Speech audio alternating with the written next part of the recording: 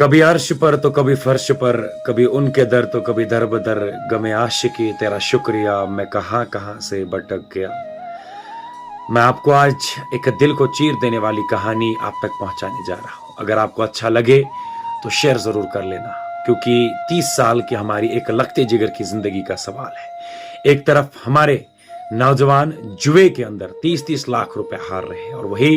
दूसरे तरफ हमारी एक लखते जिगर 30 साल की जो जिला गांधरबल के हदबोरा इलाके की रहने वाली है,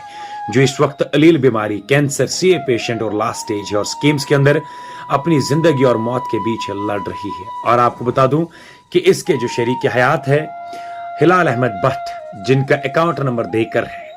आपको बता दूं वो पूरी तरीके से टूट चुके हैं। और 2019 में उन्हें पता चला, तब से लेकर आज तक वो अपने शरीक हयात का हाथ पकड़कर जितना भी अल्लाह ने तौफीक दी कोशिश कर रहा है। लेकिन आज जब मैं खुद स्कीम्स मेडिकल इंस्टीट्यूट इस हिलाल से मिलने गया तो वो मुझे बोलने लगा कि इमरान भाई बस अब टूट चुका हूं, अब बस अल्लाह के फैसले का इंतजार है, क्योंकि अब कोई सहारा नहीं बचा, अब मैं बस उसके फैसले का इंतजार कर रहा हूं और दिन दिन काट रहा हूं। जब मैंने पूछा कि क्यों, हालात क्या, कहां तक पहुंचे, किस हद तक जो हालातों ने कमजोर कर दिया, तो जवाब मिला कि इमरान भाई आज तक जिंदगी में बस इतना था कि कुछ भी तरीके से गरीबी रहकर भी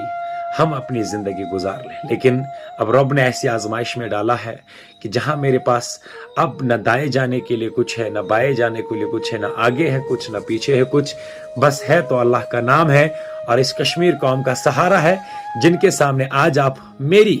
ये दुख भरी कहानी पहुंचाने जा रहे हैं। और उसके जब मैंने उसे बाहर निकाला, मैंने कुछ हद तक कोशिश की कि मैं इस बाई को समझाऊं, कुछ दिलासा दे दूं कि यार अल्लाह की तरफ से आजमाइश है, सब्र रखो। लेकिन जब उसकी आंखों में आंसू देखे तो वाकई में मैं कह रहा हूं कि मुझे खुद भी नहीं पता, सहाफत की दुनिया अलग है, लेकिन इंसानियत नाम की भी कोई चीज है, और इस दुनिया के अंदर रहकर हम भले ही क्या करें, लेकिन दुनिया के बाद तो जाना है। मैं आपको बता दूं, मैं ये स्टोरी किस लिए कर रहा हूं, मकसद केवल कि क्या पता इस दुनिया के अंदर कितनी जिंदगी है, 4 दिन की चांदनी फिर अंधेरी रात होगी, और क्या पता आखिरत के अंदर में मुझे ये लोग मेरे लिए नजात का जरिया बन जाए। और मैंने इसके जब शरीक हयात से बात की तो कहने लगा कि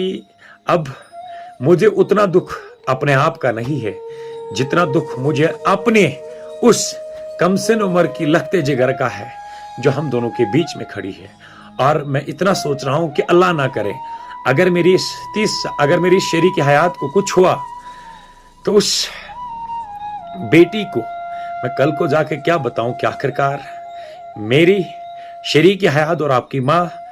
क्यों इस दुनिया को छोड़कर चलेगी, इसकी वजह से कि आपके बाप के पास पैसा नहीं था कि वह अपनी शरीक हयात को बचा पाए। तो मैंने भी मतलब इमोशनल होकर वादा कर दिया कि मैं कश्मीर की कौम के सामने आपके लिए भीख मांगूंगा, क्योंकि कश्मीर की कौम हमेशा एक जिंदा दिल कौम रही है, खुले दिल से उन्होंने मदद की है। वल्लाह अल्लाह की कसम खाकर कहता हूं, मैं जब अस्पताल से निकला हूं तब से लेकर शाम तक एक ही चीज दिमाग में था कि क्या वाकई में इस बहन को मदद मिल पाएगी। ये मेरे साथ में जो आप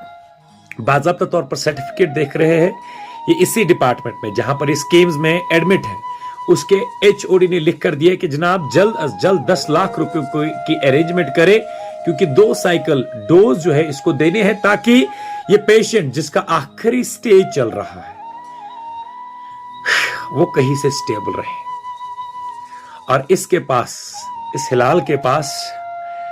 वो आंखों में आंसू, टूटे दिल के सिवा कुछ और है ही नहीं। और यकीन मानो मैंने पूछा कि हिलाल मतलब अभी क्या कुछ सोचने मतलब करने का सोचा। कहा बस इमरान भाई आपको फोन किया है,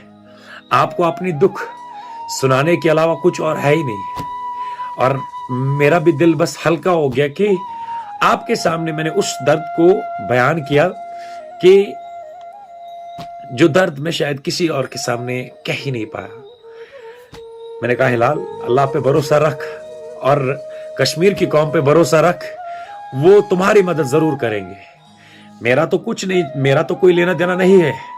बस आप जो उनके अकाउंट में डालते हैं वो डायरेक्टली इनके पास जाता है, पेशेंट के अकाउंट में या उनके शरीक हयात के अकाउंट में या उनके पास।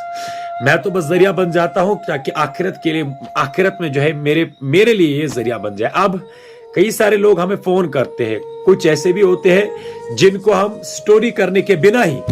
मदद कर देते हैं, मतलब ताकि वो इंसान और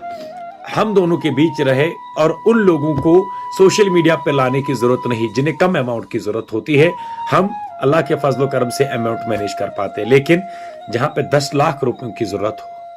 मैं किसके पास चला जाऊं? इस अपने कश्मीर कौम का दर्द लेकर, जहां पर एक तरफ नौजवान 30-30 लाख 20-20 लाख जुए में हार रहे हैं और दूसरी तरफ मेरी एक बहन दवा के लिए तरस रही है, इलाज के लिए तरस रही है, 10 लाख रुपए नहीं है।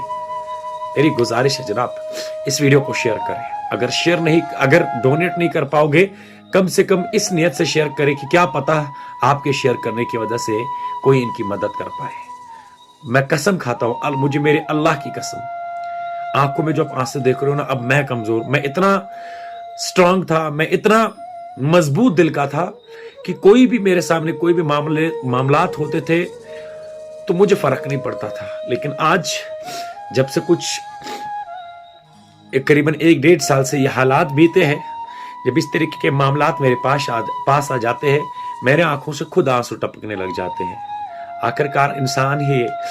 हमारे पास भी दिल है, नो डाउट कि हम सहाफत है, सहाफत की दुनिया के अंदर है, सहाफियों का काम कर रहे हैं, लेकिन जनाब सहाफियों से बाहर भी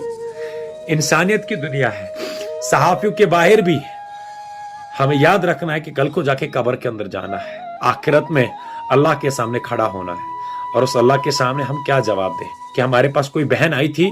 जिसने मुझे ये कहा कि मेरी मदद कराओ, और दूसरी तरफ मेरे पास नौजवान था जो कहने लगा कि बस इमरान भाई टूट गया हूं, मैं क्या जवाब दूं। अब मेरी गुजारिश हाथ जोड़ के ये है कि इस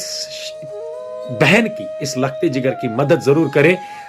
कम से कम कोशिश करें इस वीडियो को शेयर करने की और इसे मदद करने की, जितना आपसे हो पाए। सीधे हिलाल भाई के अकाउंट में जाएगा जो इसका शरीक हयात है। अब आप सोच रहे हो कि नाम क्यों डिस्क्लोज कर रहे हैं? जनाब, नाम इसके लिए डिस्क्लोज कर रहा हूं क्योंकि अकाउंट पे तो आप तभी नाम देखेंगे, लेकिन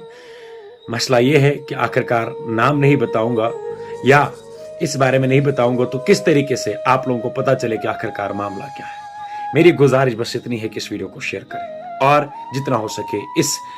लगते जिगर की इस हमारी बहन की मदद करें।